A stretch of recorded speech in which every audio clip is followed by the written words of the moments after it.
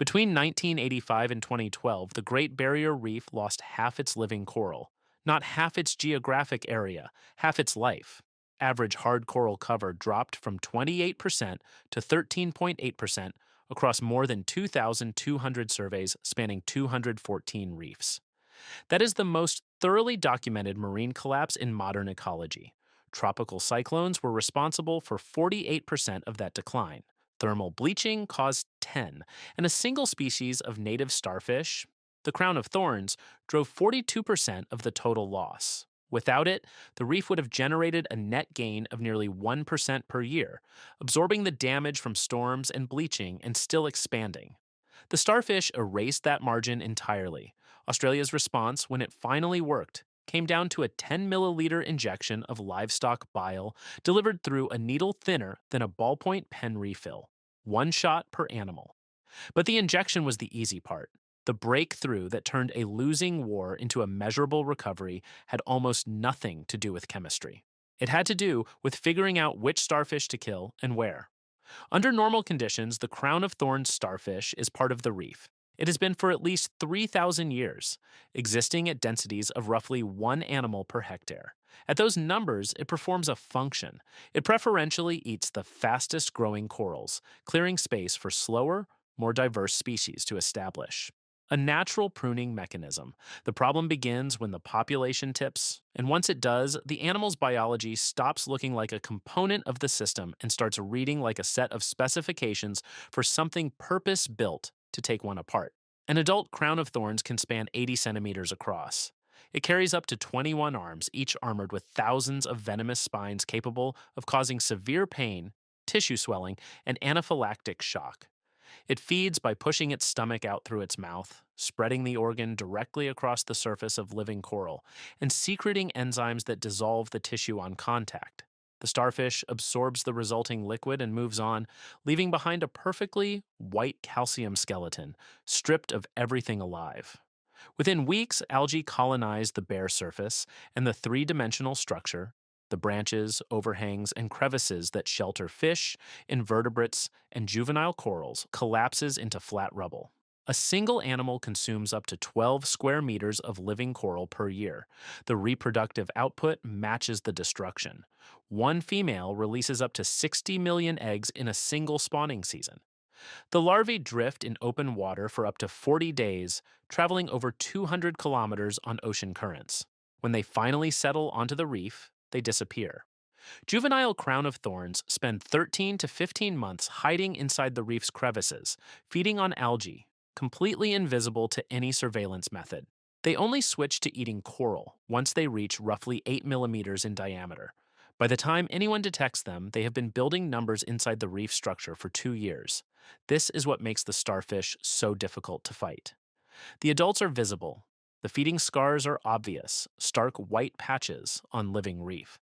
But by the time the damage shows, the next generation is already entrenched in the rubble below, growing, waiting to emerge. At outbreak density, the numbers are extreme. Normal background, fewer than one per hectare. Outbreak conditions, over 1,000. Since the 1850s, the conversion of Queensland's coastal river catchments into farmland has tripled the dissolved nitrogen flowing into the sea. When summer floods carry that nitrogen onto a narrow coastal shelf between Cairns and Cooktown, what researchers call the initiation zone, they trigger massive blooms of microscopic algae. Those blooms coincide precisely with the starfish's spawning season, and for every doubling of algae concentration in the water, starfish larval survival does not double. It increases eightfold. The reef species that naturally prey on crown of thorns, triggerfish, emperor fish, the giant triton snail, have been systematically depleted by decades of commercial and recreational harvest. Inside marine reserves where fishing is banned, predation on the starfish runs 3.6 times higher than on adjacent fished reefs. Runoff feeds the larvae, fishing removes the predators. The reef's own defenses have been stripped from both ends, and the starfish fills every gap. Once an outbreak ignites in the initiation zone, ocean currents carry billions of larvae southward. Each generation settles, matures, spawns, and seeds the next front further down the coast. 4 of these waves have swept the reef since 1962, each running roughly 15 years. Before European settlement, major outbreaks occurred roughly every 50 to 80 years, long enough for the reef to fully recover between waves. The current cycle leaves no such window.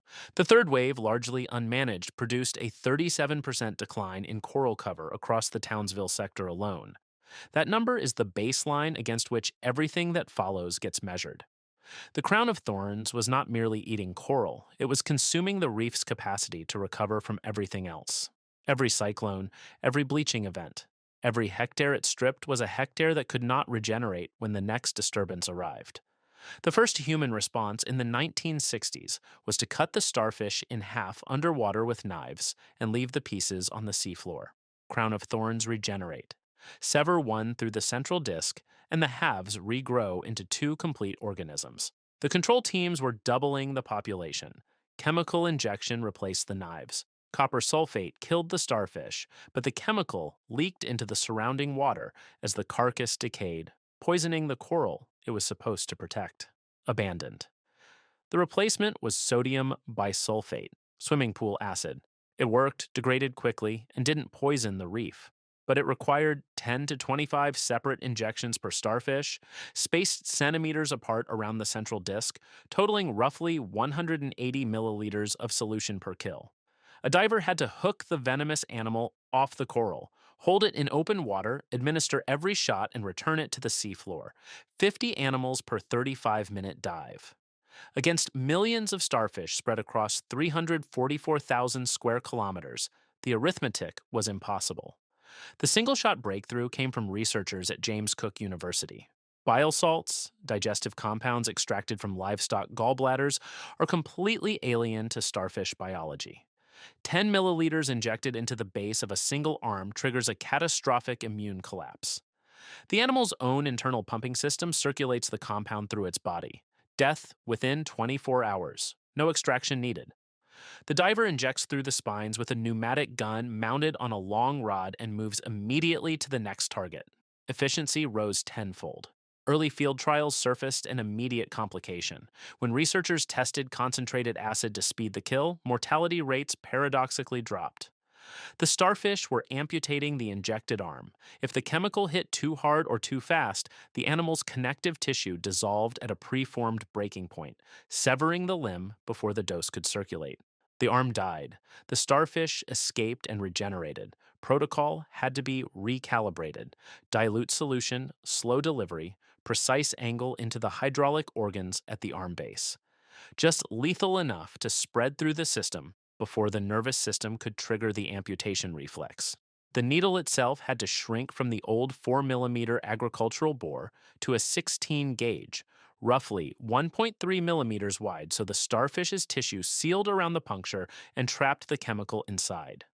Around the same time, researchers found that household white vinegar, 4% acetic acid, 20 milliliters, achieved the same 100% kill rate at a fraction of a cent per dose. The labor bottleneck was broken.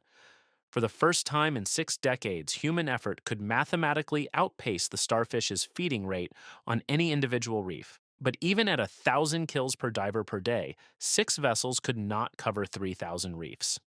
The injection had solved the chemistry. It hadn't touched the geometry. The shift that changed the programmed did not come from marine biology. It came from fluid dynamics and computer modeling. Researchers at CSIRO and the Australian Institute of Marine Science built detailed simulations of the ocean currents that carry starfish larvae, mapping every invisible connection between the reef's 3,000 individual structures. The models sorted those reefs into 2 categories that had never been operationally distinguished before. Source reefs sat at the upstream ends of the current system, their larvae spraying onto hundreds of downstream neighbors with every spawning season. Sink reefs sat at dead ends, collecting larvae but transmitting almost none onward. The logic cut through decades of strategic confusion. Killing 1,000 starfish on a sink reef saves that reef. Killing 1,000 starfish on a source reef saves that reef and every reef the current connects it to. Reefs the fleet will never have time to visit, reefs no diver will ever touch. The larvae those adults would have spawned simply never enter the water column. The fleet was rebuilt around this single principle. Instead of responding to distress calls from tourism operators defending isolated dive sites, the program began proactively targeting source reefs inside the initiation zone between Cairns and Cooktown. 6 commercial vessels, teams of specialized divers, year round operations with no off season. Before any diver entered the water, snorkelers were towed behind small boats across each reef, mapping starfish density and coral cover in real time. That surveillance data fed directly into the hydrodynamic models, which continuously updated the target list.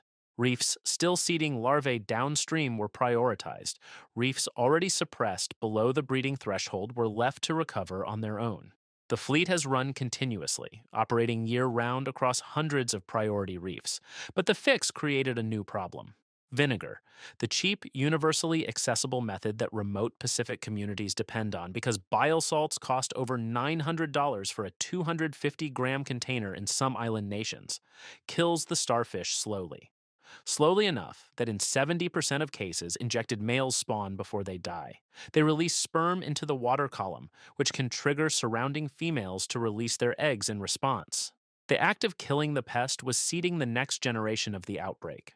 The resolution was not a better chemical, it was a calendar. During the summer spawning season, October through February, the fleet now uses exclusively the faster acting bile salts, which kill before the animal can reproduce. Vinegar is confined to winter months when the reproductive system is dormant, a strict seasonal protocol dictated entirely by the animal's own biology. What had begun as a desperate attempt to protect a handful of tourist dive sites was now a permanent, regionally coordinated defense system, managing the reproductive timing, larval transport, and geographic connectivity of a marine pest across an ecosystem the size of Germany. The proof arrived in 2024. A comprehensive study compared the unmanaged third outbreak wave of the 1990s with the managed fourth wave of the 2010s. Same reefs, same monitoring protocols, comparable climate pressures, arguably worse ones given the escalation of bleaching events in the interim. The Townsville sector lost 37% of its coral during the third wave. During the fourth, it gained 44%. Same geography, same ocean, same climate trajectory, a completely inverted outcome. Peak starfish densities on managed reefs dropped sixfold. On reefs receiving optimal culling effort, coral posted net growth of 0.54% per year, expanding, not just surviving, during an active outbreak. Even on reefs that received below average effort, the rate of coral loss was halved. The larval supply had been cut at the source before it reached them, and the data showed something no previous program had demonstrated. The recovery was not confined to reefs where divers had injected starfish. It occurred sector-wide, across thousands of hectares that no vessel had visited, no diver had entered. The source reef strategy had severed the larval supply lines. Downstream reefs recovered on their own because the starfish simply never arrived. Since 2012, the fleet has logged more than 160,000 hours underwater and removed nearly 1.4 million individual starfish across 500 priority reefs, protecting over 830,000 hectares of reef habitat. The official risk rating for the crown-of-thorns threat downgraded from very high to high, all of it built on 10 milliliters of livestock bile and a 16-gauge needle. But winning is not the same as having won.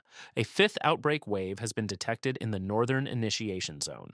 The agricultural runoff that supercharges larval survival has not stopped. The fishing pressure that stripped the reef of its natural predators has not reversed on most reefs. The conditions that manufacture these outbreaks remain fully intact. What has changed is the capacity to suppress them before they cascade.